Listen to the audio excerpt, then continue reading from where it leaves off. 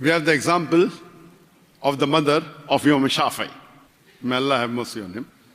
We know he was one of the four great Imams. His mother saw to it that she let his son spend time amongst the scholars of Medina. And she saw to it that he spent time with the scholars, so much so that one day he became one of the greatest scholars of time. We have the example of the mother of Imam Bukhari. Imam Bukhari, when he was a child, he had a phenomenal memory, but he was blind. And all the doctors had given up hope that he will never be able to see in his life. But the mother was persistent in praying to Allah subhanahu wa ta'ala. She prayed every day to Allah that please restore the eyesight of my son. And one day she gets a dream in which Ibrahim alayhi salam comes and says that the eyesight of your son will be restored, and Imam Bukhari again starts seeing. And we know that he became the best muhaddis, so much so that the Sahih Bukhari that he compiled is the most authentic source of Islam after the Quran. There was the striving of the mother in making Imam Bukhari. Let me give you one more example of Saleha and Farooq. Saleh and Farooq were two people, they were a couple who loved each other. They married, and within few months of marriage, there was a call for jihad. So Farooq goes for jihad, and when he goes for jihad, he says, I'll come back soon, within a few months.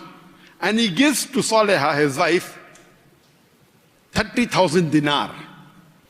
Now 30,000 dinar, according to a person in UK, he calculated it, and he says it is equivalent to 2 million pounds. 2 million pounds. Not dollars, pounds. Dollars will be close to $3 million. So, he goes for jihad, and few months pass, 1 year, 2 years.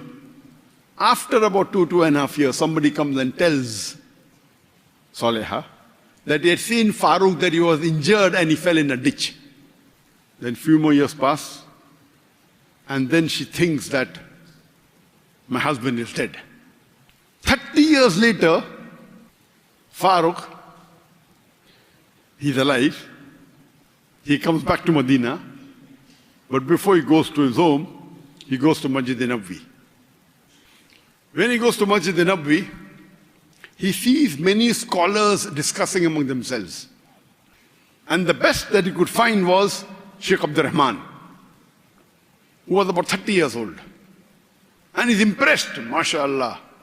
See the city of Medina, all talking about knowledge and ilm. What a beautiful city. And see these scholars, especially Sheikh Abdul Rahman. Then he goes to his house and he meets his wife, Saleha, and she's overjoyed to know that her husband is alive. So they overjoyed the union after 30 years. And later on, Farooq asks his wife, you remember I had given you 30,000 dinar and I told you keep it safe, don't spend it? She said, yes, I remember. Where is it? So she asks that before coming home, did you go to the mosque, which is a habit? He says, yes. I went to Masjid Nabawi, I went to the mosque.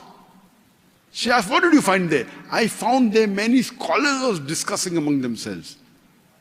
Then she asked, who is the best you like? So he said there was a young boy of 30 years old.